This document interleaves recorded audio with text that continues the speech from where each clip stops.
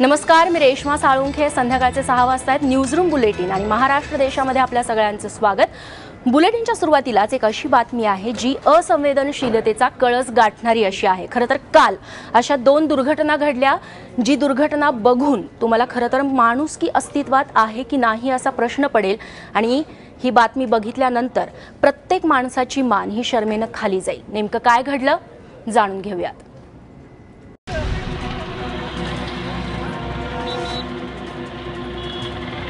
माणसातली माणुसकी हरवल्याची ही 2 दृश्य।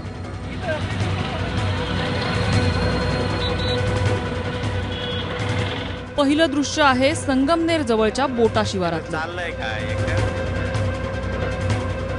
रत्नागिरीहून एक शेतकरी आंबे घेऊन नाशिकला निघाला, मात्र रस्त्यात पिकअपचा अपघात झाला।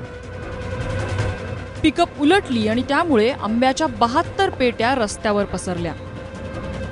अपघात लोकांनी बघितला, पण वाहन चालक आणि त्याच्या साथीदाराला मदत करण्याऐवजी लोकांनी आंब्यावर उड्या मारल्या।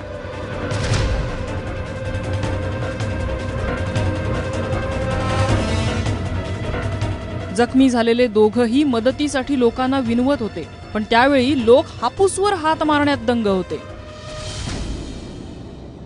गाडी रोडला आपटली आणि बॅलन्स केल्यानंतर गाडी पलटी झाली। त्याच्यामध्ये माझा माल आंब्याचा 75 पेटी होता, तो बिखरल्यानंतर येणाऱ्या लोकांना गाड्या आणि त्यांनी उचलून सर्व नेलं, चोरी करून घेऊन गेले।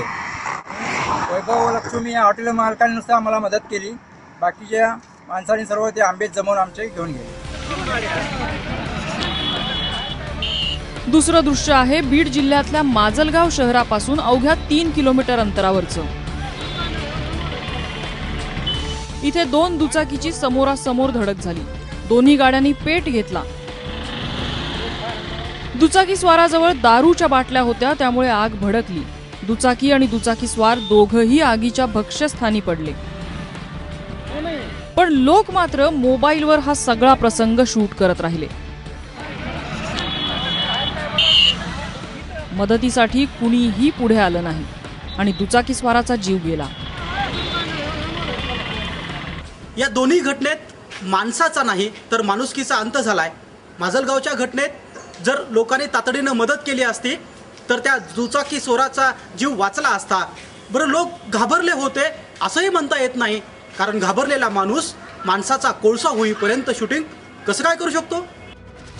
अपघातग्रस्तांना तातडीनं मदत मिळावी म्हणून रस्ते मंत्रालय लाखो रुपये खर्चून जाहिराती करतं, लोकांचं प्रबोधन करतं, पण जाहिराती माणुसकीला हात कशा घालणार? यदा कदाचित उद्या तुम्हा आम्हावरही अशी वेळ येऊ शकते, त्यामुळे मोबाईल सोडा, मदत करा। बीडहून गोविंद शेळके आणि संगमनेरहून नितीन ओझासह ब्युरो रिपोर्ट, एबीपी माझा।